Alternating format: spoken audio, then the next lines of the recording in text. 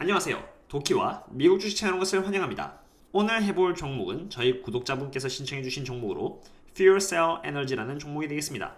먼저 이 종목으로 말씀드릴 것 같으면은 이렇게 6개월에 51% 올랐고요. 1개월 동안 14%, 5일 동안 19%, 그리고 1일 기준으로 봤을 때 31.40% 오른 종목으로 굉장히 변동성이 큰 종목이라고 말씀드릴 수 있을 것 같습니다. 먼저 시작하기 전에 혹시 리뷰했으면 하는 종목이 있다면 언제든지 코멘트 하나 남겨주세요. 그럼 제가 최대한 빨리 자료 수집을 해서 영상으로 화답드릴 수 있도록 하겠습니다. 찾을 수 있는 정보가 한정적일 경우에는 재무 분석으로라도 화답을 드리도록 하겠습니다. 그러면 시작해보겠습니다. 먼저 Fuel Cell Energy의 비즈니스 포트폴리오를 알아보도록 하겠습니다. Fuel Cell Energy는 연료 전지 회사입니다. 이 영상을 보시면 말이죠. 어떠한 방식으로 전기가 생산되는지를 알 수 있는데요.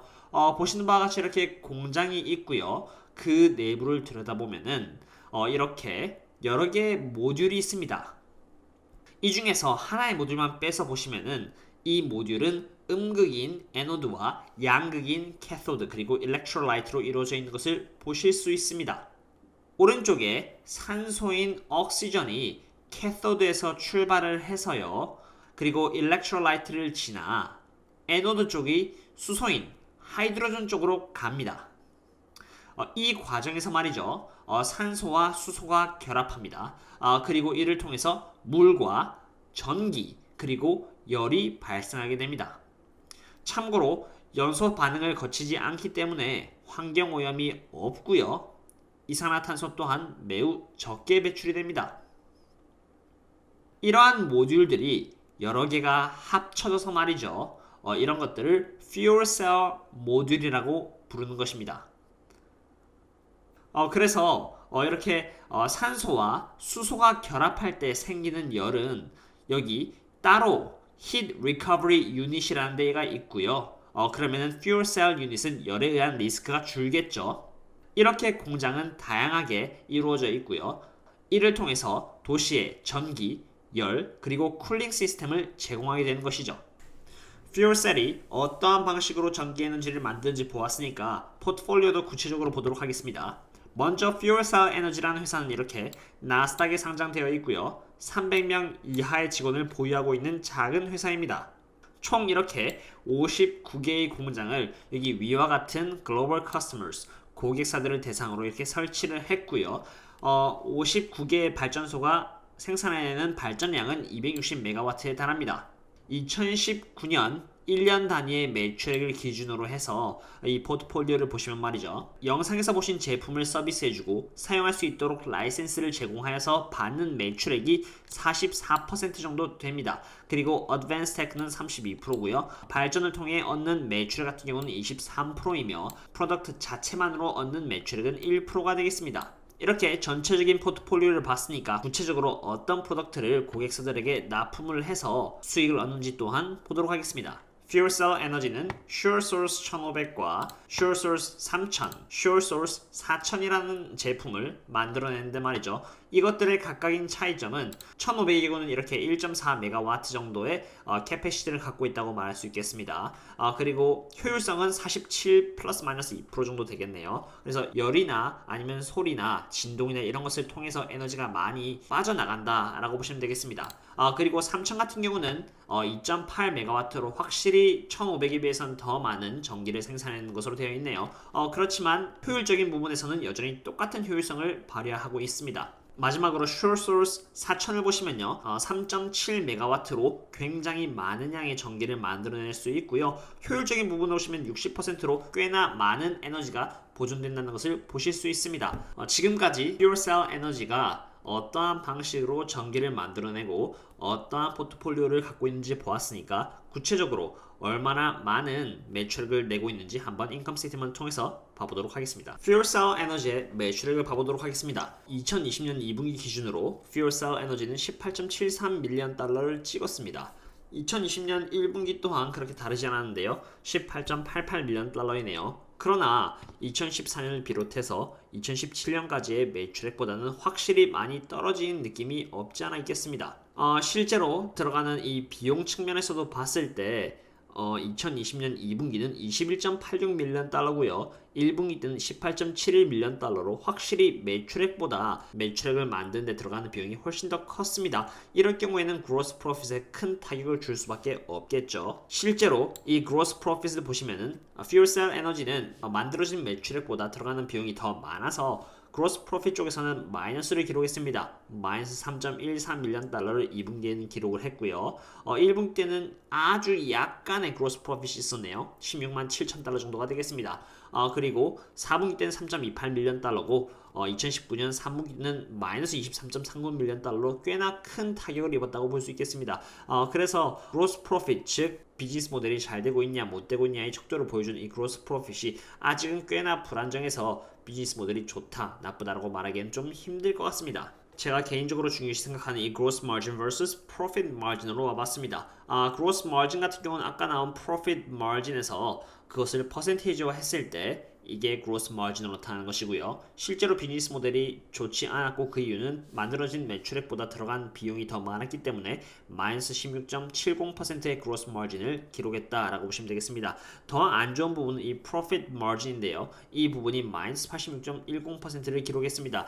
이 profit margin이라 하면은 먼저 매출액에서 당연히 비용을 빼고요. operating expense라든가 other expense, interest, tax 등등 전부 다 뺐을 때 기업에 남는 것이 흑자냐 적자냐를 판단하는 부분인데 보시다시피 이렇게 profit margin은 마이너스 86.10%로 굉장히 큰 적자를 보고 있는 상태입니다. 그나마 다행스러운 점을 말씀드리자면 다행히도 profit margin이 이렇게 시간의 감에 따라서 적어지고 있다는 것입니다. 그렇다면 저희들 입장에서는 과연 이 적자가 흑자로 전환될 때까지 이 기업이 체력을 보유하고 있냐 없냐를 판단하는 부분이겠는데요. 이 부분은 밸런스시트를 통해서 알아보도록 하겠습니다. 이번에는 밸런스 쪽을 알아보도록 하겠습니다.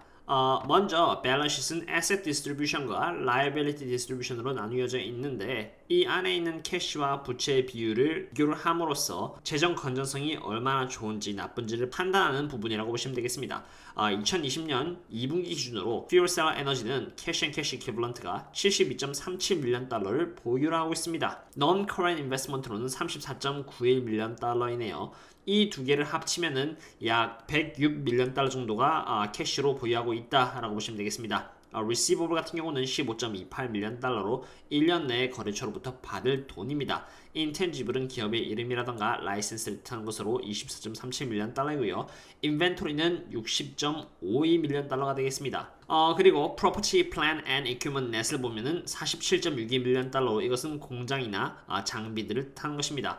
그래서 지금 이 asset distribution만 봤을 때 가용 가능한 현금은 약 100밀리언 달러 정도가 있다라고 보시면 되겠습니다. 그리고 liability distribution에서 부채 현황을 알아보도록 하겠습니다. non-current debt를 보겠습니다. non-current debt는 약 177.35밀리언 달러로 이것은 장기적으로 5년, 10년, 15년에 걸쳐서 은행에다 갚아야 되는 부채를 뜻합니다. current debt는 18.58밀리언 달러로 1년 이내에 은행에다 갚아야 되는 부채를 말하는 것이고요. payable은 10.41밀리언 달러로 이것은 1년 이내에 거래처에게 내야 되는 돈입니다.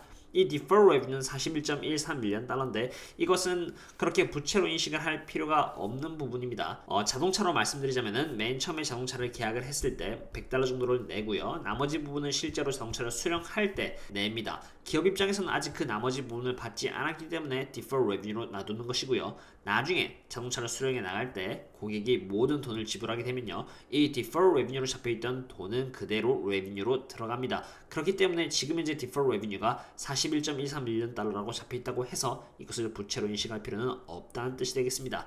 그래서 현재 갖고 있는 이 캐시와 부채만 비교를 했을 때 이 100밀리언 달러로 payable과 current debt는 어느 정도 충당이 가능합니다. 다만 이 non-current debt 같은 경우는 여전히 100밀리언 달러보다 양이 더 많기 때문에 그렇게 좋은 밸런스시트라고는 할 수 없을 것 같네요. 이번에는 fuel cell 에너지의 리스크에 대해서 말씀드려 보겠습니다.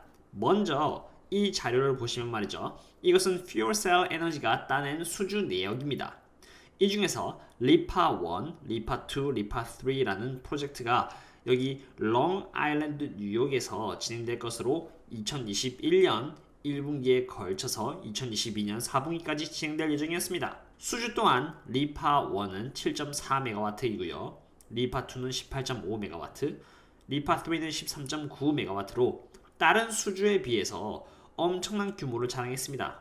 이것은 전체 수주액의 80%에 달하며 미래 636밀리언 달러 어치의 매출액 규모입니다. 지난 2019년 60밀리언 달러의 매출액과 비교했을 때는 10배나 많은 액수라고 할 수 있겠죠. 그런데 말이죠. 이 자료를 보시면 정말 안타깝게도 리파2와 리파3 쪽에서 캔슬이 났다는 것을 보실 수 있습니다. 왜 캔슬이 되었을까요? 여기 이 자료를 보시면요. 애초부터 리파 프로젝트 수주를 받게 된 이유가 여기 뉴욕 정부가 2019년 7월 CLCPA라고 해가지고 Climate Leadership and Community Protection Act라고 해서 깨끗한 에너지를 위한 법안을 냈기 때문입니다. 이 법안으로 말씀드리자면은 이산화탄소가 배출되지 않는 발전 시스템을 2040년까지 성공시키고요. 2050년 안에 85% 이상으로 온실가스를 줄이는 법안이 되겠습니다.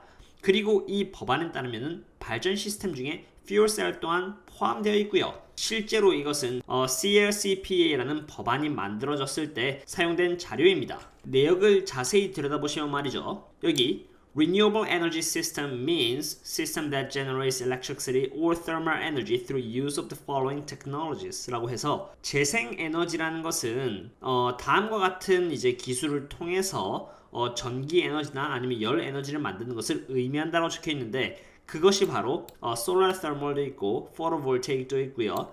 land and offshore wind도 있습니다. 그리고 hydroelectric도 있고 geothermal, 지열이라고도 할 수 있겠죠. 그리고 tidal energy, wave energy, 그리고 ocean thermal도 있네요. 그리고 fuel cell이라고 되어 있습니다.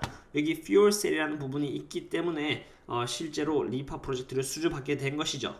그러나 문제는 여기 있습니다. 2020년에 개정안이 나왔는데요. 여기 1번과 3번 문구를 보시면요. CLCPA라는 법안은 이 fuelcell을 제외시키기로 했으며 제외된 프로젝트는 여기 18.5MW와 13.9MW짜리의 fuelcell 프로젝트라고 적혀 있습니다. 실제로 18.5MW와 13.9MW가 여기 있죠. 그래서 리파2와 리파3가 캔슬된 것이죠. fuelcell 에너지는 이렇게 CLCPA라는 법안을 통해서 장기적으로 매출액을 도모하려고 했는데 이렇게 캔슬이 됨에 따라서 굉장히 회사는 큰 타격을 입을 수밖에 없을 것 같습니다. 그리고 두 번째 리스크에 대해서 설명드리겠습니다. 두 번째 리스크는 fuelcell 에너지가 경쟁사인 블룸 에너지에 비해서 굉장히 고평가되어 있다는 부분입니다. 블룸 에너지의 gross margin을 보시면은 21%로 이 gross margin 같은 경우는 매출액 빼기 비용이니까 좋은 매출을 기록하고 있다고 해석할 수 있겠습니다. 실제로 2020년도에 블룸 에너지 매출액은 802밀리언 달러를 기록을 했죠. 그러나 fuelcell 에너지를 보시면요. fuelcell 에너지의 gross margin은 0%입니다.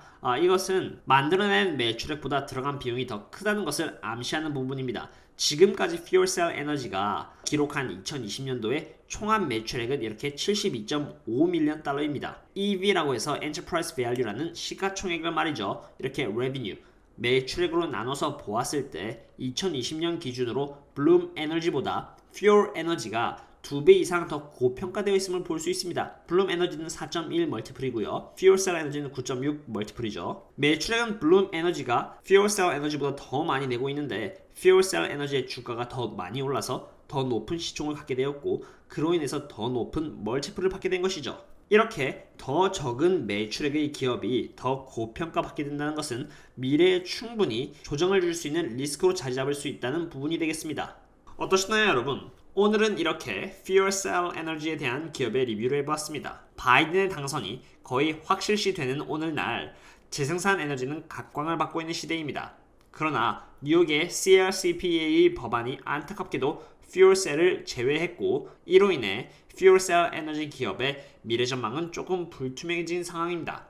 더해서 인컴 스테이트먼트에서의 매출액은 줄어들고 있고요. 비용 또한 매출액보다 높아 gross margin은 마이너스, 그리고 순이익 또한 지금 적자를 보고 있는 상태입니다. 밸런스 시트에서는 전체 부채가 현금보다도 더 높다는 것 또한 확인했습니다. 모더나의 백신 이슈로 인해서 이렇게 주가가 굉장히 높이 올랐고요. 이런 점을 고려했을 때 저라면은 fuelcell 에너지에 진입하는 것을 굉장히 조심할 것 같습니다. 오늘 리뷰는 여기까지 하도록 하겠고요.